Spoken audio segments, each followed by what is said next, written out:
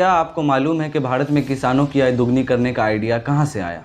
आपको ये बात जानकर खुशी होनी चाहिए कि भारत में जो किसानों की आय दुगनी करने का वादा किया गया था 2022 तक, ये आइडिया एक ऐसे व्यक्ति ने दिया था जिसको धनिया और पुदीना के बीच का फ़र्क नहीं मालूम था।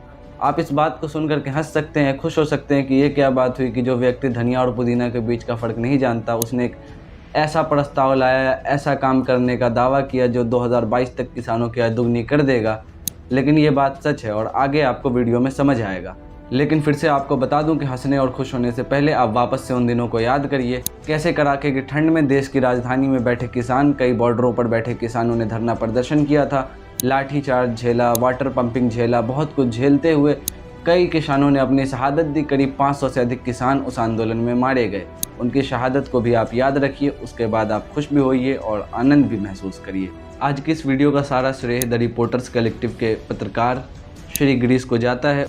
आपने फिल्मों में देखा होगा कि 25 दिन में पैसा डबल, लेकिन रियल लाइफ में ऐसा पहली बार हुआ कि आपके आय को दुगनी करने का वादा किया गया। लेकिन इसके पीछे की सच्चाई क्या है, आइए आज की इस वीडियो में जानते हैं। बात है अक्टूबर 2017 की। नीति आयोग के तब के वाइस चेयरमैन राजीव कुमार को शरद मराठे नाम के एक व्यक्ति ने चिट्ठी लिखी, जिसमें कृषि में सुधार के लिए बहुत सारी टेक टिप्स दिए गए थे।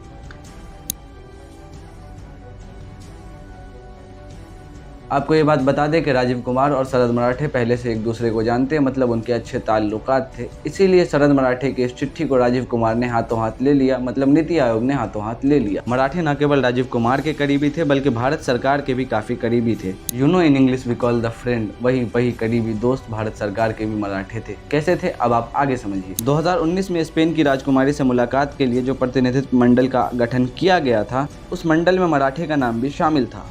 यूपी में एक रैली को संबोधित करते हुए प्रधानमंत्री नरेंद्र मोदी ने 2016 में एक भाषण दिया था, जिसमें उन्होंने ये बात बताई थी, जिसमें उन्होंने ये बात कही थी कि 2022 तक भारत में हर एक किसान की आय दुगनी कर दी जाएगी। जब प्रधानमंत्री मोदी ने ये बयान दिया कि किसानों की आय दुगनी की जाएगी, तब से ही आइडियाज इकट्ठा करना शुरू कर दिया गया। मतलब तब से ही सरकार ने नए नए तरीके सोचने शुरू कर दिए, लोगों की राय मांगनी शुरू कर दी। उसी के तहत मराठे की एंट्री भी हुई। अब आपको समझ आएगा कि कैसे एक एनआरआई भारतीय भारत के किसानों की आय दुगनी करने का फॉर्मूला लेकर आया था। मतलब वो क्लेम कर रहे थे कि हमारे पास आइडिया है, लेकिन कहाँ तक असरदार था और किसके लिए था वो आप आगे समझ जाएंगे। उसने ये दावा किया कि उसके पास ऐसे तरीके हैं जिससे किसानों की आय दुगनी हो जाएगी और उसके तरीके पर सरकार को जल्द से जल्द कदम उठाने चाहिए और जल्दी जल्दी काम करना चाहिए। मराठे के मुताबिक किसानों की ज़मीन एक साथ लेनी चाहिए, फिर छोटी बड़ी कंपनीज बनानी चाहिए, वही कंपनीज उत्पाद करें और फिर बेचें, और इससे जो मुनाफा निकले वो उन किसानों के बीच बांट दिया जाए, उन किसानों को दिया जाए जो इन कंपनीज को अपना ज़मीन दे रहे हैं। इससे उन्होंने दो दावे किए, एक तो किसान की आय दुगनी हो जाएगी और दूसरा ये कि इससे खेती अच्छे तरीके से होगी।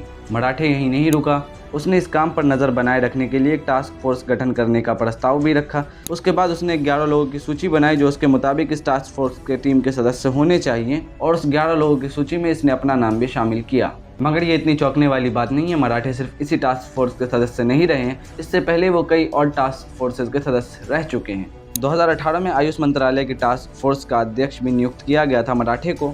बाद में न्यूट्रास्यूटिकल बाजार में फ़ायदा देखकर खाद एवं न्यूट्रास्यूटिकल चलाने वाले 18 कंपनियों को चलाने वाले बिजनेसमैन संजय मरीवाली के साथ एक अलग नॉन प्रॉफिट कंपनी बना लिया। अब अभी जिस संजय मरीवाली का नाम आपने सुना, आपको बता दें कि वो जो 11 लोगों की सूची का गठन किया था उस टास्क फोर्स के लिए जो किसानों की आय दुगनी करने वाली थी, उसमें इस व्यक्ति का भी नाम शामिल किया था मराठे ने। नीति आयोग ने जोर शोर के साथ काम को तेजी से आगे बढ़ाना शुरू कर दिया। जिस तरीके से मराठे ने कहा, मराठे ने जैसा आदेश दिया वैसा काम किया गया, जैसा निर्देश मिला वैसा ही काम हुआ और धीरे धीरे मराठे ने सब कुछ चलाना शुरू कर दिया। इसके बाद मराठे ने एक उच्च स्तरीय मीटिंग का प्रस्ताव रखा, जिस पर भारत सरकार एग्री हो गई और उसके बाद उस मीटिंग को भी कंडक्ट किया गया, जिसमें तब के कृषि मंत्री गजेंद्र सिंह शेखावत भी मौजूद थे।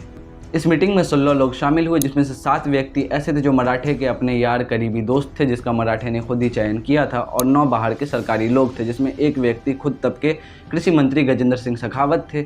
और इसके बाद इसी 16 लोगों की कमेटी ने एक और टास्क फोर्स का गठन कर लिया। इस टास्क फोर्स के गठन के बाद मराठे की बात को दिल पे लिया जाना शुरू कर दिया गया। मराठे ने जैसे जैसे जो कहा वैसे वैसे वो काम किया गया। मराठे ने जो चीज़ें मांगी वो मराठे को मुहैया करवाई गई। कायदे से जिस टास्क फोर्स का गठन इसलिए किया गया था कि वो किसानों की आय दुगनी करने के लिए विचार करें, ये टास्क फोर्स केवल और केवल कॉर्पोरेट घराने के मंच बन करके रह गए। मतलब उनकी खुशी के लिए काम करना शुरू कर दिए, उनकी नचनिया बन करके रह गए।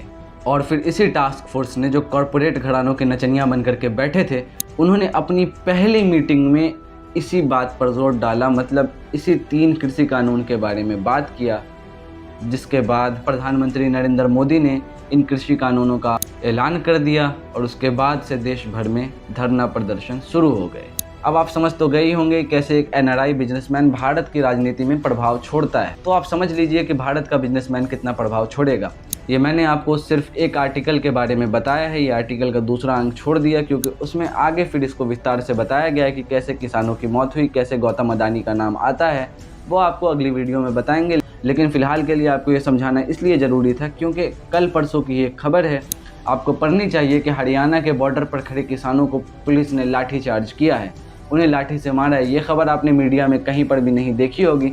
इसलिए जब मैं उस खबर को पढ़ रहा था तो मुझे ये रिपोर्ट मिली और ये रिपोर्ट उस रिपोर्ट से जुड़ी हुई है क्योंकि ये बात कही जा रही थी कि किसानों की आय दुगनी की जाएगी। दुगनी तो नहीं हुई, लेकिन पिछले 2-3 सालों में जिस तरीके से किसानों पर प्रताड़ना बढ़ा दी गई है, उस मामले में किसानों की प्रताड़ना को देखते हुए प्रताड़ना की रफ्तार दुगनी हो गई है।